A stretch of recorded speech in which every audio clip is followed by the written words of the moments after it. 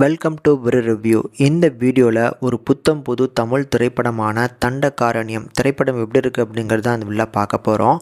And இந்த படத்தை நீங்கள் தேட்டர்ஸில் மிஸ் பண்ணியிருந்தீங்க அப்படின்னா மறக்காமல் இப்போ ஓடிடியில் செக் அவுட் பண்ணி பாருங்கள். இது ஒரு சூப்பரான படங்க. அதில் இந்த படத்தோட கதை மூலமாக ஒரு உண்மையை மக்களுக்கு வெளிச்சம் போட்டு காட்டியிருக்கிறாங்க அப்படின்னே சொல்லலாம். ஸோ அப்படி இந்த படத்தில் எதை பற்றி பேசுவாங்க அப்படின்னா, கிருஷ்ணகிரி மாவட்டத்தை சேர்ந்த ஒரு மலைவாசி கிராமத்து மக்கள் இருக்காங்க பார்த்தீங்களா. ஸோ அவங்களிருந்து ஒருத்தன் பார்த்திங்கன்னா வெளியில் ஒரு நல்ல வேலையில் போய் செட்டில் ஆகணும் அப்படின்னு நினைக்கிறான். அப்படிப்பட்ட ஒரு கதாபாத்திரம் தான் நம்ம கதாநாயகன் கலையரசன். ஆரம்பத்தில் இவர் அந்த காட்டை ஒட்டி இருக்கக்கூடிய ஒரு ஃபாரஸ்ட் ரேஞ்சராக ஆகணும் அப்படிங்கிற மாதிரியான ஒரு கனவு தான் இருக்குது. ஸோ அதுக்காக பார்த்திங்கன்னா 7 வருஷம் பார்த்திங்கன்னா ஒரு டெம்பரரி ஒர்க்கராக பார்த்திங்கன்னா வேலை பார்த்துருக்காப்புல. கடைசியாக ஒரு சில பிரச்சனைகள் காரணமாக பார்த்திங்கன்னா அந்த வேலை அவரை விட்டு போயிடுது. ஸோ இப்படிப்பட்ட ஒரு சுச்சுவேஷனில் தான் தினேஷ் பார்த்திங்கன்னா இவரோட அண்ணனாக இருக்கிறாப்புல. அவர் காசெல்லாம் கொடுத்து தான் தம்பி இந்த ஊர் மக்களுக்கு ஒரு உதாரணமாக இருக்கட்டும் அப்படின்னு சொல்லி டெல்லிக்கெலாம் போய் பார்த்திங்கன்னா அவரை படிக்க வைக்கிறதுக்கு உதவுறாப்புல.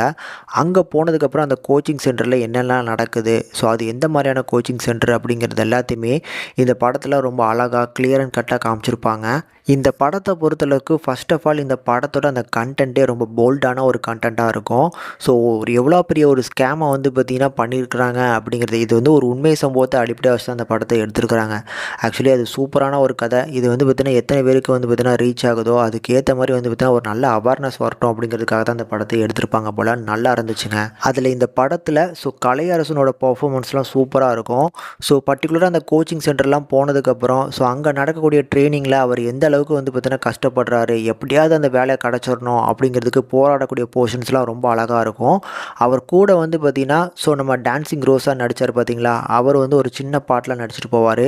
அவர் வரக்கூடிய அந்த போர்ஷன்ஸ் அதை வச்சு கடைசியாக வரக்கூடிய ஒரு கிளைமேக்ஸில் பார்த்திங்கன்னா ஒட்டி ஒரு எமோஷன் வரும். அதாவது கிளைமேக்ஸில் அது இந்த படத்தோட ஒரு ப்ரீ கிளைமேக்ஸ் அப்படின்னே சொல்லலாம். அதுக்கப்புறம் வரக்கூடிய அந்த கிளைமேக்ஸ் போர்ஷன்லையுமே எமோஷன் நல்லாவே ஒர்க் ஆச்சுங்க. அப்படி இந்த படம் எடுக்கப்பட்டதுக்கான அந்த நோக்கத்தில் இருந்து கண்டென்ட் வைஸாகவும் சரி, பர்ஃபார்மன்ஸும் சரி, டெக்னிக்கல் சைடும் சரி செம சவுண்டான ஒரு படமாக வந்திருக்கு. அதனால் இது ஒரு மஸ்ட் வாட்சபிள். கண்டிப்பாக ட்ரை பண்ணி பாருங்கள். உங்களுக்கு தாராளமாக இந்த படம் பிடிக்கும் அப்படிங்கிறதுக்கான ஒரு கேரண்டியை நான் கொடுக்க முடியும்.